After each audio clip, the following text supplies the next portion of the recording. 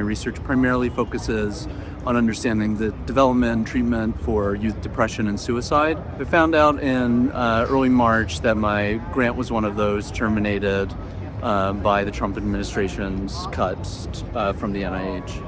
The only reason we were given was antisemitism, the stated reason that was published in the press.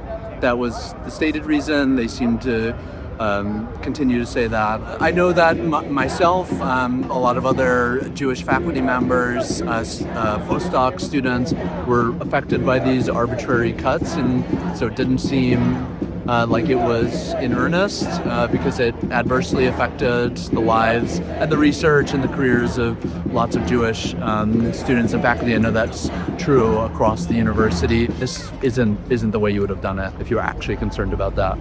Suicide is a devastating epidemic, kind of a silent epidemic that I don't feel like people often talk about or know about enough. Finding effective treatments, understanding which ones work, which ones can be delivered most quickly is incredibly important. And without this funding, I wouldn't be able to do it because many of them are not necessarily the most profitable. We don't know which one's going to work. The process of science is a lot of experimentation and failure. Universities have been structured along the lines of like a private business. And so when they see their bottom line being threatened, the mission goes out the window, right? They don't really care about academic freedoms or research, but we do.